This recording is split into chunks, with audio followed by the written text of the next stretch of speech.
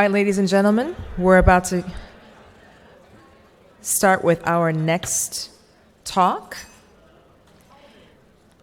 And this is actually, I'm glad that most of you are staying in the room because this is a very direct continuation from our last talk. This is Cracks in the Pipeline, Identifying Barriers for Minorities in Health Fields. And so with us for this talk will be Dr. Alden Landry. Dr. Landry is an emergency medical physician at Beth Israel Deaconess Medical Center and the founder of Motivating Pathways. Dr. Landry also holds other academic positions, including senior faculty at the Disparities Solutions Center in Massachusetts General Hospital and the faculty assistant director of the Office of Diversity, Inclusion, and Community Partnership at Harvard Medical School. Dr. Landry received his bachelor's from Prairie View A&M University, his MD from the University of Alabama, and completed his residency in emergency medicine at the Beth Israel Deaconess Medical Center in 2009. In 2010, he earned his master's in public health from the Harvard School of Public Health. Dr. Landry is also the co-director of the Tour for Diversity in Medicine. And in addition to the tour, Dr. Landry speaks nationally on the topic of workforce diversity and sits on numerous boards of organizations promoting diversity in science, technology, engineering, and math fields. His academic interests in health disparities, social determinants of health, and diversity in healthcare providers began when he first learned the process of becoming a physician. So I want you to welcome Dr. Landry for our next talk. Thank you. Good morning. Good morning. So I talk to high school and college students all the time, and one of the things that I realized is really important is to have some energy in the room. So I will be moving around the stage. I'll probably be pointing at a few of you, hoping to engage you. But I have to be honest with you. They said, make this a TED Talk. And I was like, I don't know what a TED Talk is. I mean, I know what a TED Talk is, but I don't know how to do a TED Talk. Because all in all, I'm still in academic medicine. I practice emergency medicine, I teach residents, and it's very much a PowerPoint-based presentation that I'm used to giving. So don't be surprised if you see a lot of slides, if you see some data, if you see a study or two, because that's what I'm used to presenting. But hopefully towards the end, we're gonna have a chance to open this up for a conversation and really talk about some of the issues that we've discovered with the work we're doing with the Tour for Diversity in Medicine, and talk about some of the opportunities that are out there for students as we work to increase diversity in the pipeline of students going into the health professions. So with that, we're gonna go through a couple slides and then we'll have a conversation. Sound good? I hope so. I hope there's some energy. All right, so we're gonna talk briefly about a few things. Where do I need to point? Or not. All right, so we're going to talk about our background, the tour, research, lessons learned, conclusions, and suggested actions. As I said, I try and keep this very academic, but hopefully we'll change it up a little bit and have it be a little bit more conversational. So this is a quote from our now former Surgeon General, Dr. Regina Benjamin. And it says, unless the current trend is reversed, our country will continue to see a growing ethnic and racial disconnect between those who receive care and those who provide that care. So think about that for a second. What does that slide mean? What does that statement mean? That our population is getting more and more diverse, but the people providing care for that population is not. And that was highlighted by Dr. Tweedy earlier. There's a growing disconnect between the number of minority providers in the workforce versus our population. We need to start to address that. So we use this as one of our themes. We use this as one of our mantras as we develop the Tour for Diversity in Medicine, is how can we promote careers in the health professions so that we can use this as an opportunity to eliminate health disparities. And again, I have the pleasure of following Dr. Graham, who talked about the pipeline and the leaks in the pipeline and where we can work to address the lack of diversity in healthcare workforce. You know, it starts with primary education. We talked about third grade reading, 8th grade STEM, learning algebra. But then moving on, when you get into that secondary education in high school, getting exposure to the sciences, making sure that you're really invested in this, learning the physics, learning the calculus, the chemistry that goes along with this. And then more importantly, when you get into college, making sure you're taking the right courses so you can prepare yourself for the admissions process to medical school or dental school. And then getting into medical school, and then becoming a physician after residency. The reason why all of this is important is because as we train these healthcare providers, they go out and work in the communities. And when they go out and work in the communities, they're the ones that are going to help us eliminate health disparities. Now, I'm not going to get up here and say that all Black providers need to work in Black communities, all Latino providers need to work in Latino communities. I don't agree with that. I don't work in an area that is predominantly minority, but I have a role in my academic institution. And while I'm there, I'm educating my coworkers, I'm educating the residents, I'm educating the medical students that come across my way, and I'm teaching them about what a Black professional looks like. And I'm also teaching them that just because the color of skin, just because I have a certain color of my skin, doesn't mean that I'm going to be of a certain educational level, of a certain understanding of health, of an understanding of, have a certain reading level. So I am dispelling this just by being where I'm at. So having more minority providers wherever they are, academics, community health centers, private practice, all of us have an opportunity to eliminate health disparities regardless of where we work. So we created the Tour for Diversity in Medicine, and this is our mission: to educate, cultivate, and inspire future physicians, dentists, and pharmacists of diverse racial and ethnic backgrounds by forming local connections in order to fulfill a national need. Now, dentists and pharmacists are in green, and there's a reason. When we started the tour, it was initially focused around physicians and diversifying the physician workforce, MDs and DOs.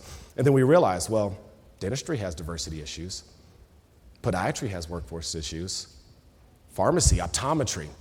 And so over the years, as we've developed the Tour for Diversity in Medicine, we've slowly advanced and included more and more professions. Where we're at right now is we work closely with the AAMC, the ACOM for osteopathic medical schools, AACPM for podiatry schools, and AACP for pharmacy schools. We try and focus on making sure that we're addressing workforce issues when we talk to students who are interested in those terminal degrees. Do we need to expand? Yes. Are there opportunities for nursing? Yes. Physical therapy, occupational therapy. Are there other opportunities for us to advance? Of course. As a small nonprofit organization, we have to keep ourselves focused, keep our eye on the prize, and at some point when the funding becomes available, we can advance. But for now, we focus on physicians, dentists, and pharmacists. So what is the tour? Well, we actually get on a bus. We go to college campuses. We talk to college students about what it takes to get into the medical school, what it takes to become a doctor, what it takes to become a dentist. We go around on a 5-day tour across the country 2 times a year, different parts of the country, going to schools that need resources to help students, to encourage them.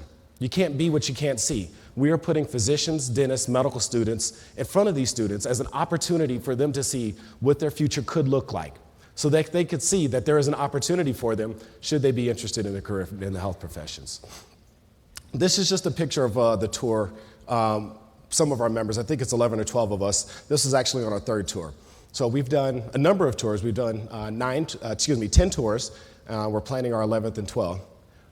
But this is just a sample. This is us when we were getting ready to go across Texas, my home state, where we traveled from El Paso all the way to Houston with a trip down into the valley. So we made that huge stretch covering the span of Texas, working with students to diversify the healthcare workforce. So I have a brief video, and I usually give a disclaimer when I show the video, but I'm pretty sure y'all are gonna see what I'm talking about when you see the video. That being said, can you play the video? And this will give you a little bit more understanding of what exactly the Tour for Diversity is. One of the many problems with our healthcare system is the overwhelming disparities of certain racial and ethnic communities. Is there a noticeable difference between patient to patient? And probably not from patient to patient. But when you look at large numbers, which is what we're dealing with in public health, it's not just the individual patient, but it's the entire patient population. When you look at the entire patient population, that's when you start to see the differences in care start to play out. So on a one-to-one, comparing apples to apples, you may not see the differences, but on a larger scale, when you look at aggregates of patients, is when you start to see the differences in care.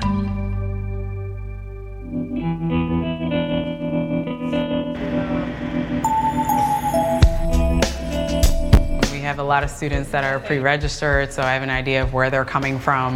We've had a lot of feedback through our website and through Facebook, so we know that this is actually a service that is really desired to learn about the fundamentals of applying to medical school and what it's like to be a physician. So I'm just excited to actually stand and talk to the students one-on-one. Extremely excited, very nervous. It's It's difficult because this is something we've been trying to do for 6 years, and the fact that we're on the cusp of actually doing it brings a lot of anxiety to come along with it, because we want to make sure we pull off a good product.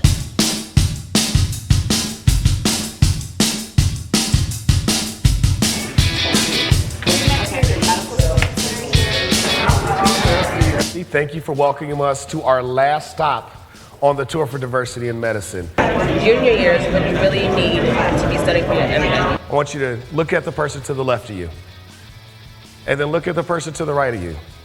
Now, 30 years ago in medical school, they used to say, the person sitting next to you, one of the people sitting next to you is not going to graduate from medical school.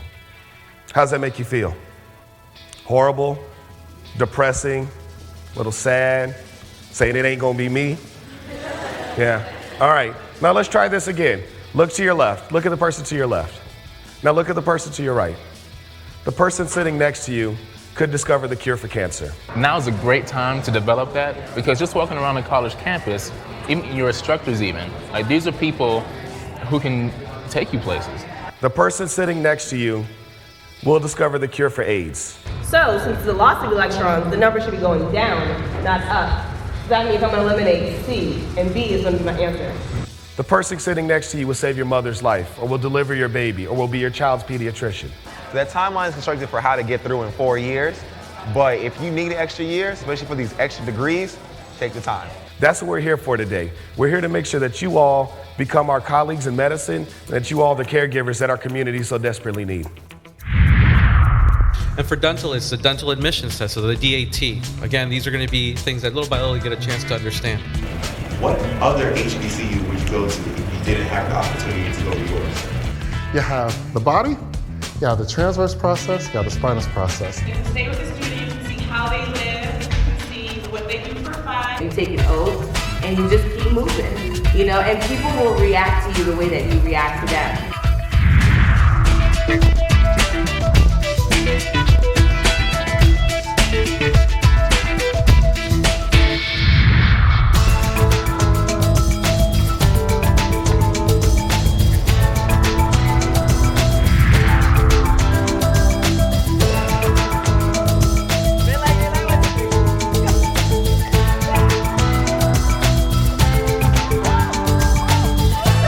That's not me. That's not me.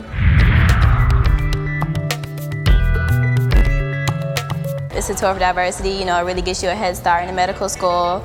And being a freshman just coming in, I really wanted to get my head start now. I've been thinking about obstetrics and gynecology, helping young women. First and foremost, I'm here because I want to be a doctor, not just a black doctor.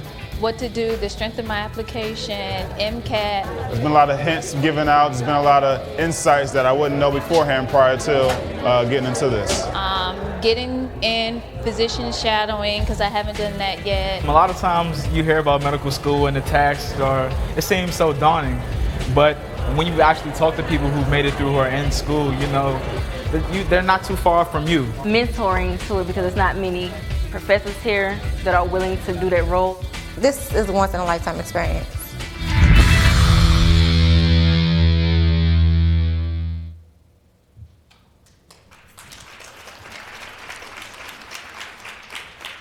Thank you. Unfortunately, Garth Graham isn't here. I wanted to say thank you to the Aetna Foundation. They were actually our first sponsor for the Tour for Diversity in Medicine. It sponsored our first 4 tours, and we're coming up on our 5-year anniversary. And so I want to see if I can dip into those Aetna pockets again and see if we can get some additional support going forward. So for any guys who may have a question about what we do on the tour, we take doctors, dentists, medical students, and we go to undergraduate campuses, usually institutions that don't necessarily have all the resources as some of these major institutions that you typically hear pre-medical students coming from. And we talk to students, and we tell them what it takes to become a doctor. We tell them what it takes to join us. And so we go through the MCAT, we go through the application process, we talk about the courses that are important, we talk about interviewing, we talk about the importance of research. We do all of this. But I think the one thing that makes our program different than a lot of these other programs that are out there is we share our personal stories. When you can hear from somebody who is 1 or 2 steps above you and has done something that you've always wanted to accomplish, it has a much deeper meaning because they can relate to us. And so all the mentors that come on the tour are younger than me. They're energetic, they're great presenters, but they're also willing to share their stories, their struggles, the fact that we may have had to take a course multiple times, or that the MCAT didn't get along with us, or that we had a devastating family issue that happened during the course of our education and that set us back for a semester or for a year. So all of these conversations that we have with these students allows them to humanize us as physicians. Let's be honest, when these high school and college students we come across, when they see us as infallible, never had to struggle. They think doctors are perfect. But the reality is, and if you're being honest to yourself, this has not have been a smooth process. And if you share that story, it helps students to realize that, hey, this is something that I can accomplish. This is something that I can do. So what we've accomplished, we've been to 37 stops, 26 states, and we've reached over 2,000 students. This is a labor of love for all of us because all of the people that get on the bus do it as a volunteer. They're taking their vacation time. They're taking it away from their courses, away from their families. They're not getting paid to be on the bus. And they do this because they love it, and they do it because they want to give back.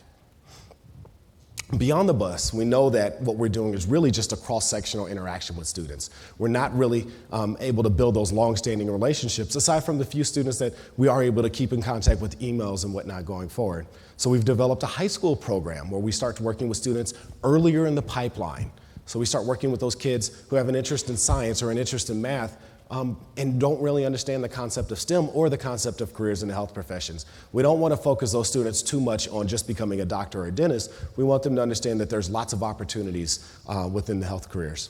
We have a large web presence. We do webinars regularly. We partner with other organizations to co-brand webinars to talk about important issues. Again, using our same model of sharing personal stories so that students can see that it's not always, it's not just a PowerPoint presentation that you need to get through this, but there's a personal aspect to all of this. We have a blog, Voices of Diversity, that's continuously being updated, where the 37 or so mentors that have been on the many tours are continuing to share their experiences to educate and inspire and cultivate our future physicians. We have a large resource guide, and more importantly, and I think it's really important for a lot of organizations to embrace this, we're on social media, whether it's Twitter, Facebook, Instagram, because that's where the students are now. And so we need to move to where they are instead of trying to get them to move to where we are.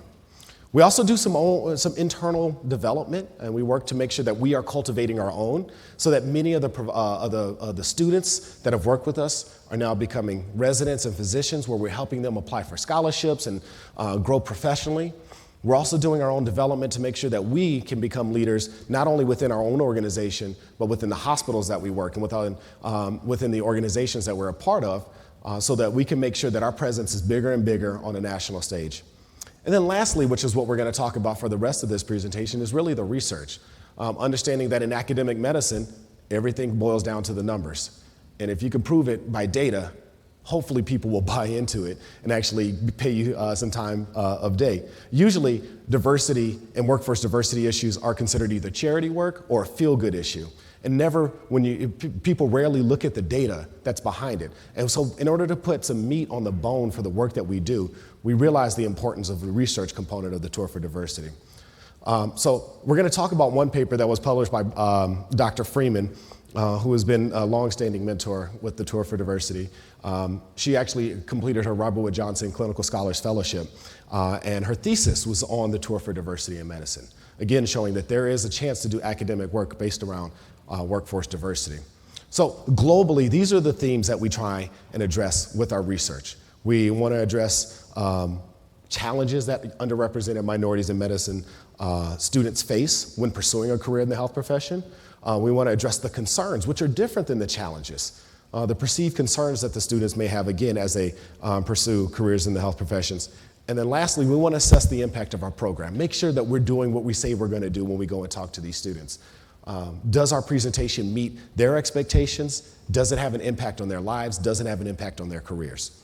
So specifically, we had a qualitative paper that came out where we did surveys, and we also did focus groups where we brought students together and we talked about what their challenges were. And again, we wanted to focus on those perceived barriers to receiving education and then identify other factors that may be the reasons why there's leakiness to this pipeline, why students aren't going in when they come in as freshmen in college, why they're not leaving and fully prepared to apply for medical or dental school. So that's what we wanted to focus on with the research that we did.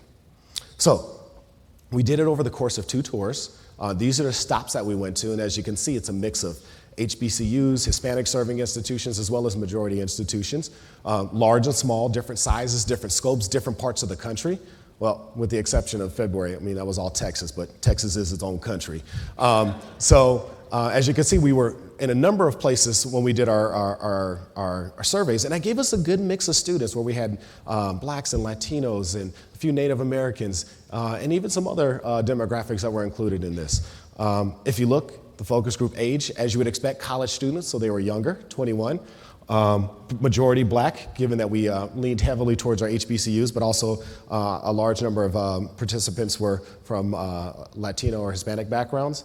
And then also, if you look at the educational cross-section, we tried to have a good mix of freshmen, sophomores, juniors, and seniors, so we can really identify within this small cohort of students who was really making sure that we got sampling from every group. Again, this is a focus group, so smaller data, pilot data, smaller numbers, but I think you're gonna see some of the things that we try and focus on during the tour were addressed, were expressed during the focus groups. Again, most of the students were interested in careers in medicine, and most of them had an interest, were taking a major of biology. That's also another topic of discussion that we could have later about the importance of being a science major when applying to the health professions. And that's something we talk to students about often is you don't necessarily have to be a biology or chemistry major in order to apply to medical school. But unfortunately, students are being advised that they need to be in that particular field in order to, in those particular majors in order to gain acceptance into medical or dental school. Quickly, focus groups, they talked about how long they wanted to be a doctor. And I know for me, I can remember being in the 4th grade when I said, you know what, I think I want to be a doctor. And I got pats on the back saying, yeah, you're smart and you can do this. Again, something that Dr. Graham was talking about is being encouraging and being uplifting and supporting these students. At the 4th grade level is when I was told affirmatively that I could be a doctor. Now later on in life, I was told in the opposite direction that I couldn't, yet here I stand. But that being said, 4th grade, and you look at the students, the majority of the students actually wanted to be doctors for all their life, for all they can remember. This is all that they've known. This is their dream. This is their passion. This is what they wanted to be. But many of the students were the first to go to college. And many of them, although it says 44% have family members in healthcare, the reality is they didn't have family members who were doctors or dentists. They didn't have family members who were senior healthcare professionals, but these were people who had family members who were front office workers at a doctor's office or who were nursing assistants or techs. So it's not to the same level as someone who has, family members to where their mom and dad are both doctors, or, they have multiple cousins and aunts and uncles who are physicians or dentists. These were students who their only exposure was their mom and dad coming home in scrubs and being able to talk to them about some of the smaller things that they did, but not really being exposed to careers in the health professions. And then we also wanted to really emphasize the importance of how well or not well other programs are being distributed across the country. So there's a program, Summer Medical and Dental Education Program. A program that I participated in is a pipeline program. It's an amazing experience for students. Unfortunately, it hasn't permeated all the way down. And many of these students, not only did they not participate in it, but they hadn't even heard of this program. And so that showed us that it was really important for us to be on those campuses because we were bringing resources to those students, we were bringing advice to those students, we were bringing mentorship to those students, because it wasn't diffusing down from these high academic institutions, the Yales and the Dukes and the Columbias and the University of Washingtons and the UCLAs that host these programs. It wasn't diffusing down to these institutions where the Black and Latino students were going to college. So there were a couple themes that came out. We're going to try and parse through some of the themes, and then I really, again, want to open this up for questions because I think that's really where the good discussion is going to happen. But the themes that came out from these focus groups was there was a question of or a concern about the institutional support and the resources they were receiving. And that doesn't necessarily mean that they were thinking that they were getting lesser education, but it was more around the advising that the students were getting. Were their pre-health advisors actually in a position to help support them to get into school? There was limited personal resources and social family construct issues. Again, we're going to talk about this. That push-pull between family members can be really tough. Trying to balance work and life can be really tough. Again, Dr. Graham talked about working multiple jobs while being in college. A lot of these students aren't working just because they want extra money in their pocket. They're working because they need to help pay the bills back at home. And how does that impact your ability to get into medical school? Again, lack of information, lack of mentoring, lack of resources, lack of advising. It's amazing how many students we've come across have never had an opportunity to shadow a physician. And I know there was a question or a comment earlier for Dr. Tweedy about what can we do to give back. I think the easiest thing that every physician, dentist, everyone in this room, regardless of what your profession is, the biggest thing that you can do is allow people to shadow you. Allow them to see what it's like to walk in your shoes. Because once they see what it's like to walk in your shoes, they can decide, hey, is this something that's really for me? Or is this something I probably want to shy away from? And even if you're not still engaged in clinical medicine, even if you're doing more administrative work or policy, that does not mean that those students don't need those exposures. You never know. You could be cultivating the next great politician, the next great leader for HHS. You could be cultivating the next leader for the Office of Minority Health. Who knows? But if you don't cultivate them, if you don't expose them, if you don't mentor them, then what is that student receiving? All right. So, specifically talking about academic success and barriers to resources, I think a lot of the students that we came across felt that one of the concerns that they were getting, again, was the shadowing and the mentoring, but also just the educational opportunities. And one of the things that we came across was the pre-health advisors really weren't up to date on what it takes to get students into medical school. Now, we work closely with an organization. It's called the National Association of Advisors for the Health Professions, NAHP. Not NAACP, very different. But we work very closely with this organization to actually help bring resources to those students, because the biggest barrier a number of these students come across are the gatekeepers that are called advisors. Advisors are not gatekeepers, all right? Now, I understand the role of advising. The role of advising is to make sure students walk on that straight and narrow, that they check the boxes, that they head in the direction that they're supposed to. But the reality is there's no one clear path to get into medical school. There are multiple paths, there are multiple opportunities, there are multiple venues. We need to make sure that students understand the multitude of the programs. Now, the reality is, yes, I want you to go through 4 years of college. I want you to knock out your sciences. I want you to have that 3.5 GPA. I want you to absolutely destroy the MCAT, do your research, do your summer programs. I want you to do all of that. But that's not the reality for everybody. So how do we make sure that those advisors understand that there are multiple paths to get into medical education?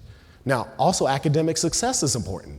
A lot of these students are struggling. Why? Because they're coming from underperforming high schools, and they're being thrown into classes that are accelerated, that are being taught at a speed, a pace, and a volume that they can't handle. So what do we do to make sure that those students get the appropriate support coming out of high school so that when they enter into college, that they can succeed? And one of the things that we talk about on the tour is that fact that we struggled.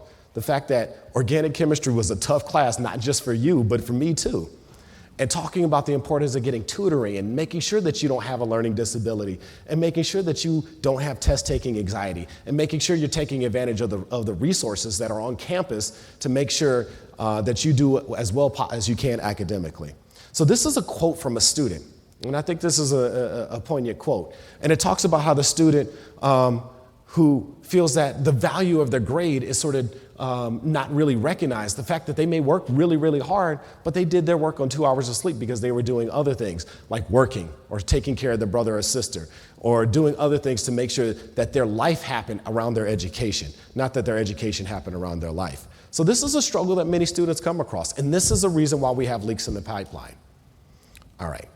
So we talked about this briefly, but there's limited personal resources and family and social support. Again, not having family members who have been through this process is a huge barrier. And one of the first things we talk about when we talk to our high school students is talking to mom and dad about what you're about to go through, and empowering the students to talk to mom and dad about these experiences about becoming a doctor. So when we did our high school program for the first time, we actually did it here at Georgetown University. And we had a great turnout of high school students. We had about 100 students. But I think the more important and more impressive part about the day is we had about 60 parents come to the session that we offered for the parents. It was only in the afternoon. It was about it was scheduled for an hour and a half. And what we did was we brought, it was myself and Dr. Matthews, the other co-director for the tour, as well as Janae Currington, who is a pre-health advisor at Michigan State University. So it was the three of us in the room with 60 parents. But we also brought my dad and Cameron's dad to sit in the room with us. And so we had a real conversation. And so the parents got to hear what it was like to be a parent of a student interested in careers in the health professions, but also what it was like for the son and daughter to deal with those parents and their expectations of us while we were trying to go through medical school, or while we were trying to get into medical school and go through medical school. So making sure we address those needs, those concerns, because mom and dad, unfortunately, can be a barrier. And they may not even know it. They may be trying to be supportive and say, you know what, I see you're struggling. This is really so hard. Why don't you do this? You're better at this. Well, if your student's passion is to go into a career in the health professions, you need to cultivate that and support that. Again, there's other issues that came across, the family pressure being one of them, the competition that students felt at the campuses that they were going to, feeling that their educational environment was more cutthroat and that they weren't receiving the academic support from their peers that they were hoping to do so. Again, another quote. There's a lot of pressure on my family. Again, being first generation going to school, my parents are from Mexico and they don't have an education. And so sometimes they're pushing me so hard that I feel like if I fail, they're going to be disappointed in me. Balancing parents' expectations is key. Another key component to that leaky pipeline. All right, again, mentoring and advising. I'm not going to harp on this for my entire talk, but I think this is probably one of the biggest things we come across when we talk to students. And one of the mottos of the tour is you can't be what you can't see. Again, be in front of these students. Support them. Show them that you are willing to help them make it to that next step. You can't be what you can't see. So, again, students, they feel lost. They don't get the support. Dr. Graham talked about this MCAT thing, this mythical MCAT thing. Well, there's other students, and that's not the first time I heard that story, where students did not feel like they knew all the necessary steps, be it from a pre-health advisor or from a mentor. They just weren't there, and they weren't present in that student's lives. So how do we make sure that we're present in those students' lives? And then also making sure that they know early, making sure that they're getting this information coming out of high school, when they're being prepped to go into college and they're in this academic track for medicine, making sure we're prepping them so that they have an understanding of what they're about to go into. And then lastly, the societal barriers. We talked about work-life balance. Specifically, we saw an imbalance in the women versus the men. The women, college students that we came across, they felt more pressure to be at home, more pressure to help out with taking care of either an elderly grandparent or pressure to take care of their little brothers and sisters. And then we also heard a lot of concern because there's this discussion about what's the role of physicians and the competition between physicians and mid-level providers, and is there security in the job workforce, and lawsuits and all these other crazy, scary things that students often hear, but they don't have a real context to base it around. And so, again, that was a concern that we heard from students. And this, I'll be honest with you, this is a very small minority of students that expressed this concern. That being said, it's still a concern of these students. So how do we make sure that we're addressing all of their concerns? So we identified some struggles for students. But in order to improve the pipeline, to reduce that leakiness in the pipeline, we have to start to address these students' concerns.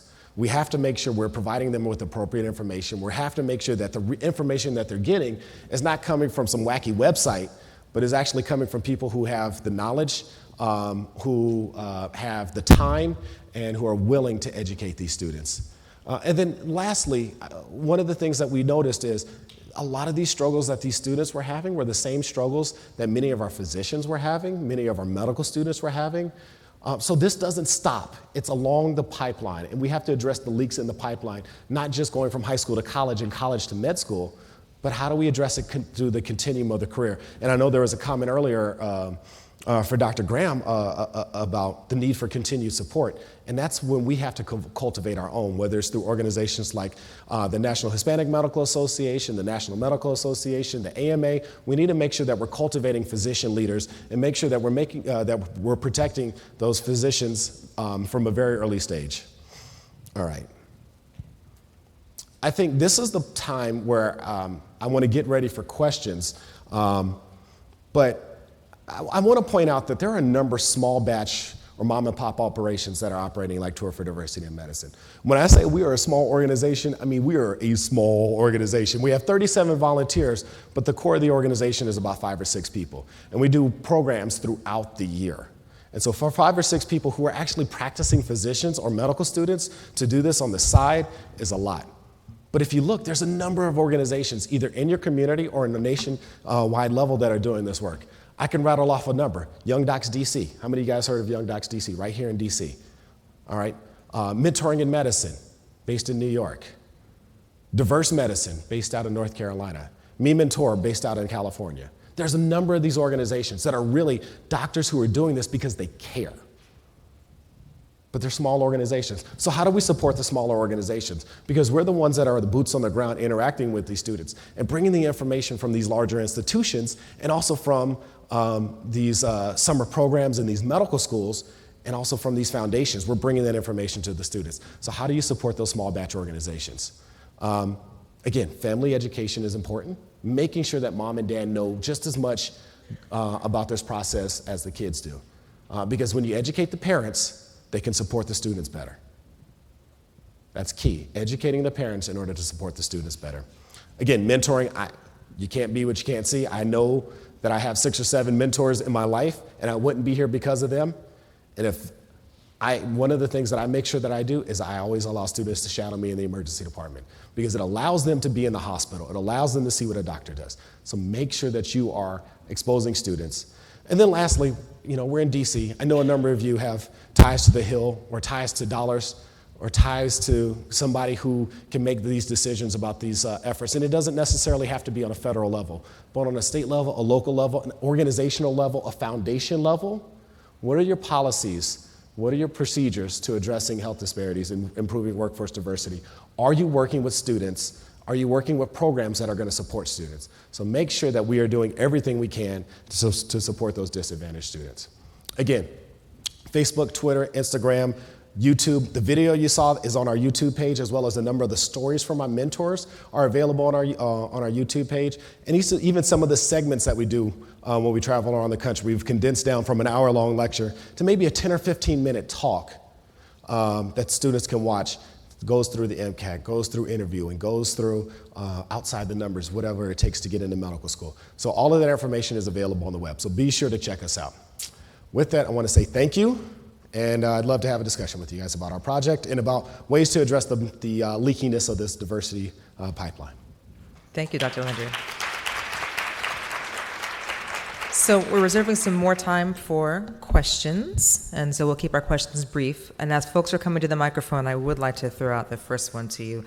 And as someone who's worked in the field of diversity education and outreach and pipelines, and some of you might be asking something similar, you get folks in through the pipeline. Mm-hmm. And I know you said you're a small organization, but obviously a very powerful one. But what sort of interaction have you had with the schools once students are in? Because one of the things that I've heard a lot, and I was lucky to be at a prestigious university that gave me a lot of latitude to be able to set up programs, but a lot of folks get inside and don't have the same level of support as they did to carry them in, or on the other side, as they are actually professionals now, they've successfully managed their way out. So what are some of the things that you've heard, or some of the things that you try to do with the tour, just to even at least be mindful of that as students actually get into their schools?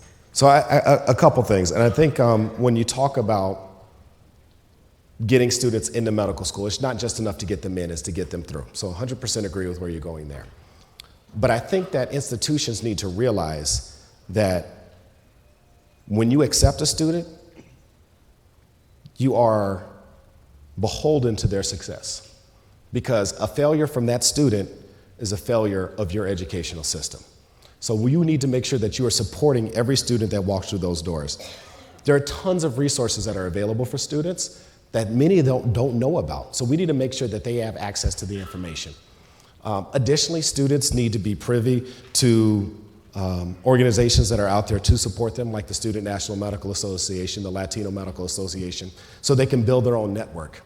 The reality is not everybody's going to hold your hand as you go through this process, and you have to do some things on your own.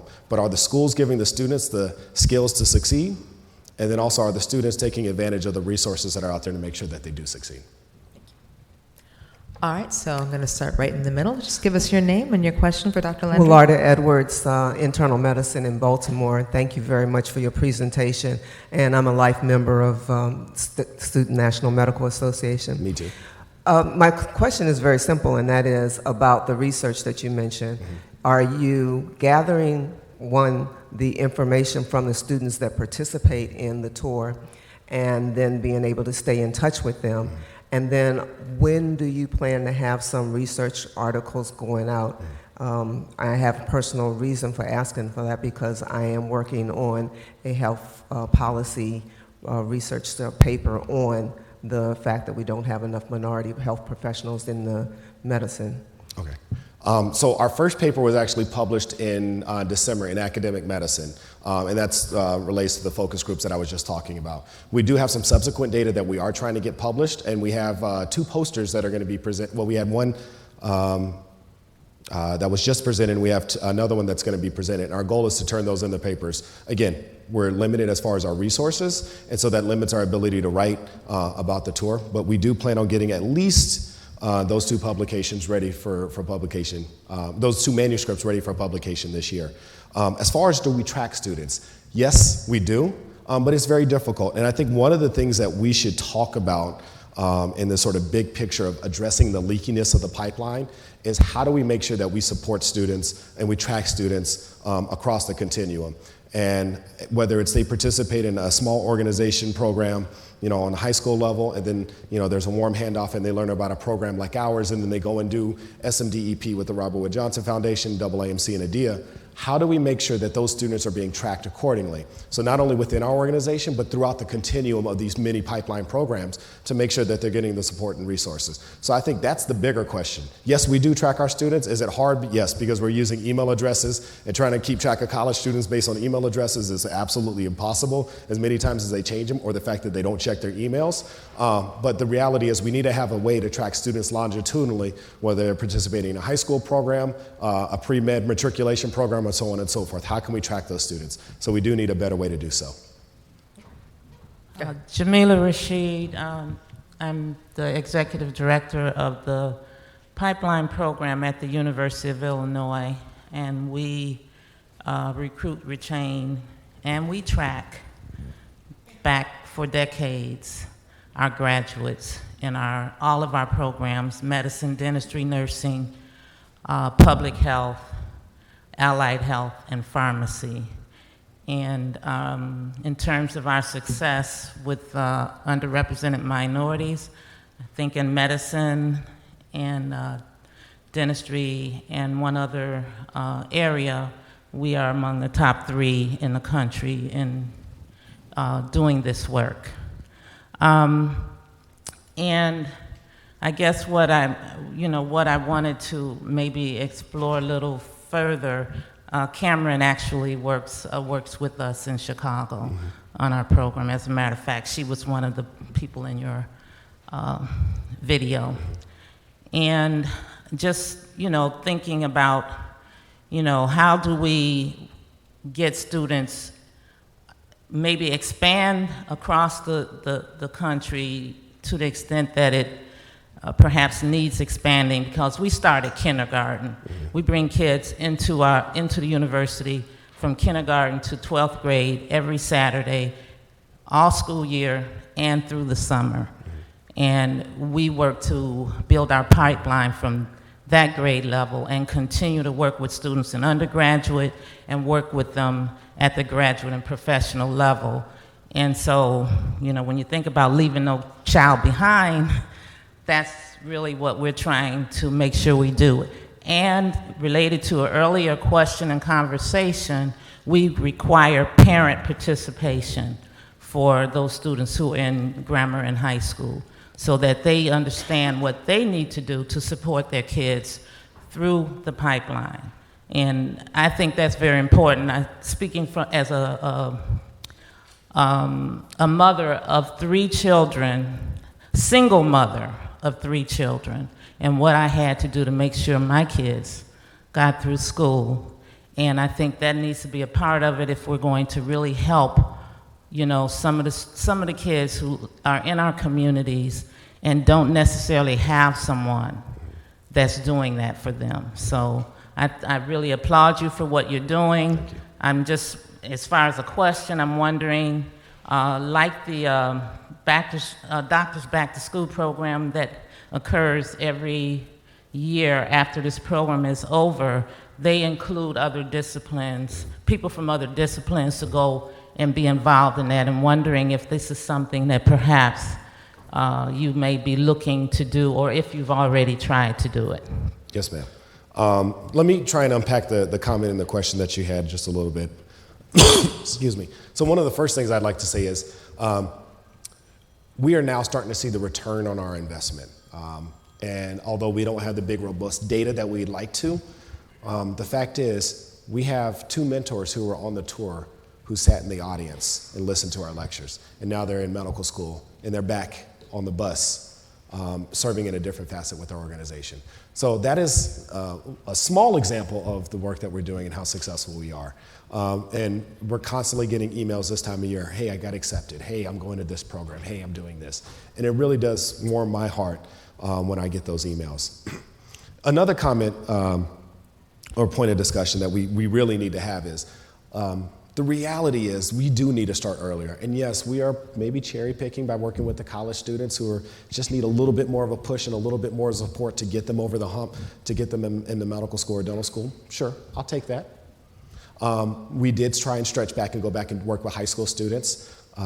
Again, it's a little bit harder to work with high school students because we want to keep it general. We want to encourage them to think about careers in the health professions. Yes, the bang for the buck is really that you're going to be working with students in elementary school and primary education. The problem with that is when you're looking at programs that are dependent on funding from year to year or from a 3-year or 5-year grant, when an investor, when a funder wants a return on investment, they're not going to allow you 10 or 15 years to see how well that program is going. They're looking for short-term wins. And so that's what we've been focusing on. And I will say we have had success with our short-term wins because we're going after smaller buckets of money and we're focusing on those high school students. But if we find programs and we find funders who are willing to help us and allow a program to develop over 10 or 15 years where you can see those elementary school students then go into college and then be in a position to apply to medical school, that would be ideal. But unfortunately, we're not there yet. Great. So in the interest of time, we're going to go in the order that folks are at the microphone. And you can have you ask your question, and if you don't mind keeping it brief so we can get everybody. Go ahead. Good morning. My name is Dr. Hasty. I'm a forensic psychiatrist in South Carolina. Generally, the first time I come in front of people of color is once they've been involved in the criminal justice system. My question for you is, because of that experience, I really try to personally make an effort to go into high school and college and then put a face to health care to present another option to life. But I went to Meharry in my training, and that was a very supportive background. What I'm hearing from students now is exactly what you're saying. I'm not getting support from my college and high school universities, either because advisors don't know, or they're just looked at as a number. So if your scores don't add up, or if your GPA isn't perfect, then there's no other alternative for you aside from giving up on your dream or doing something else. My question to you is, do you have resources that someone like me could take back to South Carolina and say, well, hey, this is an organization that's up and running that could talk to you about how you can still make your dreams come true? Is tapping into your resource that you just showed us today on the clip enough to get a young person plugged into other support systems, or would you recommend I bring back other names of organizations to my home state? Great question. So we have a lot of resources on our website, tourfordiversity.org, as well as the blog is a really great opportunity to hear short stories from the mentors who participated. Is it enough? I don't know. It depends on the student. It depends on how you catch them.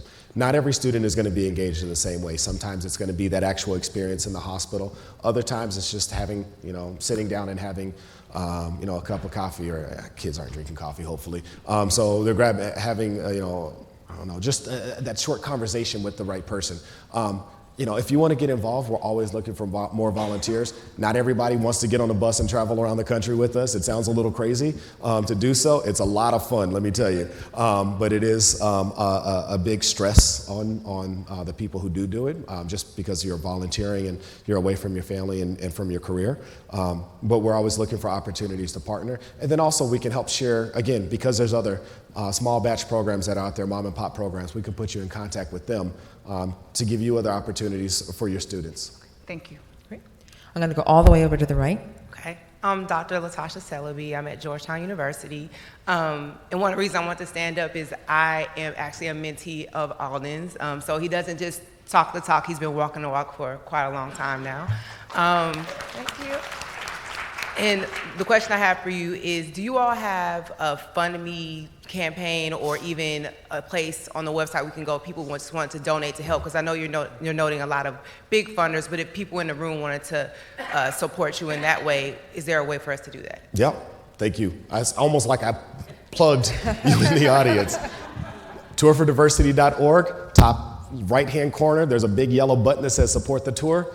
You could donate right that way. So, you know, what is it from Coming to America? We'll take the kind that jingles, but we prefer the kind that folds. If you want to donate, we will most certainly take any support that you have. We are a 501c3, and it is tax deductible. It's a little late for 2015, but we'll get you a receipt for your 2016 tax returns. Great. Thanks. Again, going in the order that you guys came up, gentlemen. Okay.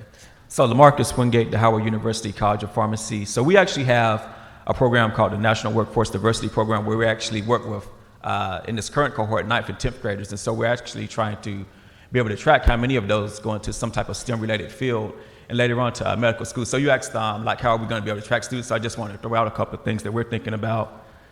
And so, like, we're actually using data from the National Student Clearinghouse, which actually tracks and maintains, like, where students have went to college and did they graduate, what type of major they took up. We're actually trying to have access to the social media sites, also getting the parents' information and calling them. And also, too, we're actually developing a virtual resource center that will give details on programs all across the country that educate underrepresented minority youth with regards to STEM-related programs. So in order to log into that site, we're actually going to have them to develop a password, and periodically we'll ask them to fill out a survey. So just some thoughts there in terms of tracking information for long-term outcomes. But my question to you is, like, what types of short-term outcomes do you actually evaluate for your program?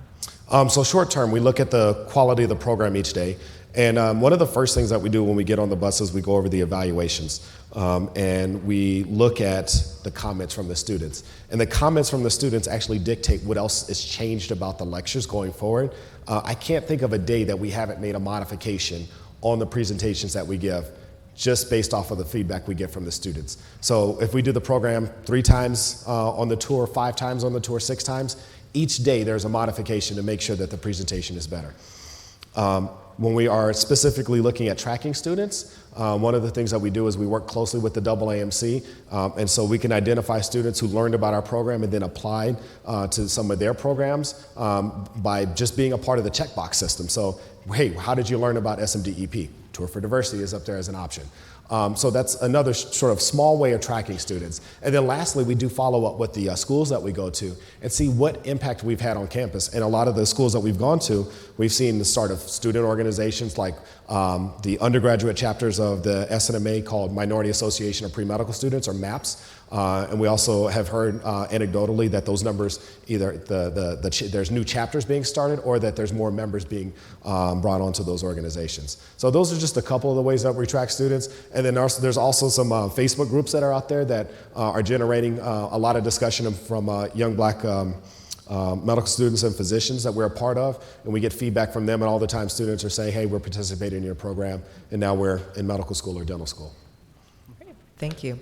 So, Dr. Landry, obviously you're going to be with us for lunch too. I am. So you will be more than happy to answer some more questions if we can't get to them all. Yes. Okay, so I'm going to try to squeeze in the last 3, and then we have to wrap up for lunch.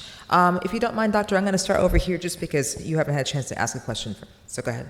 Well, I really don't have a question. I just wanted to say my name is Kim Cartwright. I'm with the National Black Nurses Association board member and president of the local Maryland chapter. My grandson was accepted to the summer program at Columbia. So I just want to thank you for what you do. It was a benefit to him, so that's all. I just wanted to comment and say thank you. Thank you. I mean, it's very encouraging because we had no idea of how to steer him. Nursing, I can do. Medical school, I was clueless. So thank you very much. Thank you. Okay, Doctor, go ahead. Dr. Blaschke again, pediatrics, and also a former Navy physician for 22 years. And I'm just thinking from a research point of view, if there, I don't know the literature well enough, if there's really a cohort of sort of longitudinal follow-up with underrepresented minorities across a good length of time yet. And I would just throw out there that I don't know data well enough. In general, the military is just a cross-section of the U.S., but I think there are pockets of programs where there may be some longitudinal information there. And I'll just speak around pediatrics. I was a program director, highly involved in pediatrics across all 3 branches of the service, and it seems like there was more than the 4% underrepresented minorities in all the fields of medicine. Now, seems like isn't good enough. I don't know the exact data, but any thoughts about any longitudinal sources? And it seems to me that might be a good place to look, either for some of that data or for some programs that have worked relatively well.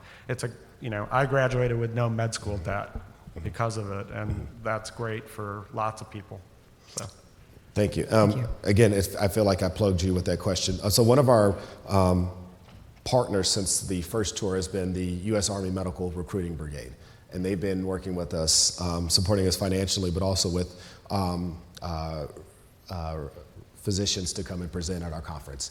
100% agree that's a great source of data, and we should tap into that and see about that tracking opportunity. But I think one of the great reasons for having that partnership with the Army is, the U.S. military recognizes they have diversity within their work, within their soldiers, and they also need to have diversity within their physician providers.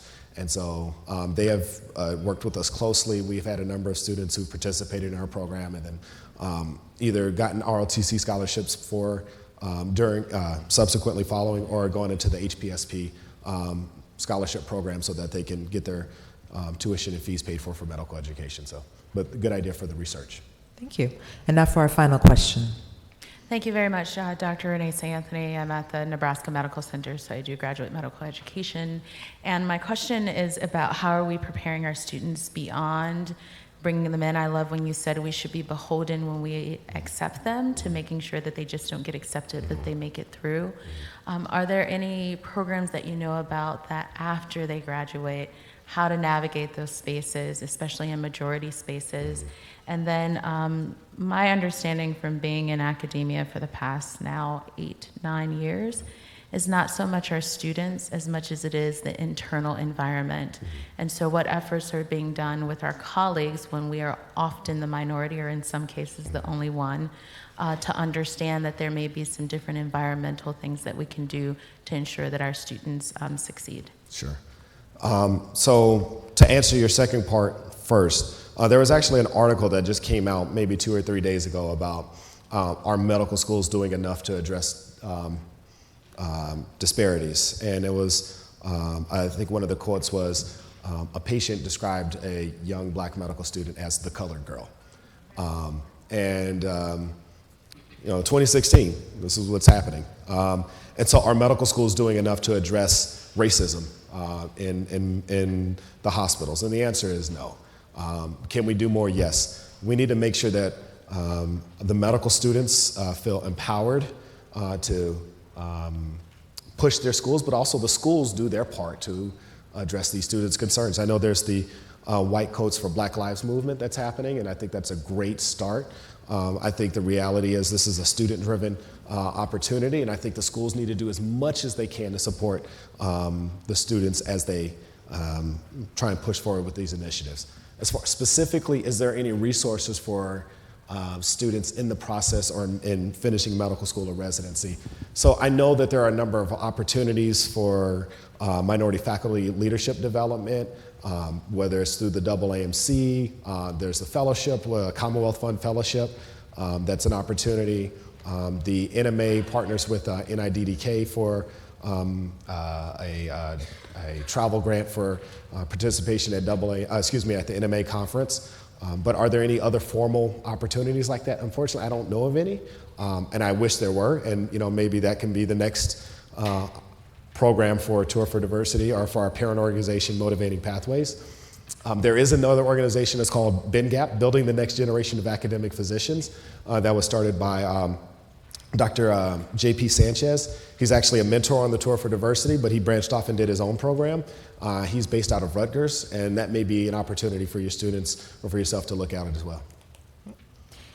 So I want to thank you so much, Dr. Landry, for your talk. Thank you. We appreciate it.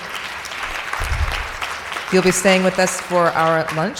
So for folks, we have our Health Braintrust Awards luncheon and town hall, which will be moderated actually by Dr. Stella B., who asked a question over there, and one of your mentees. So please stay with us, and also stay with us, Dr. Landry, to talk to us afterwards. Great. Thank you. I look forward to talking to you. If anybody wants to try and bring Tour for Diversity to their campus, let's chat. We can talk about that.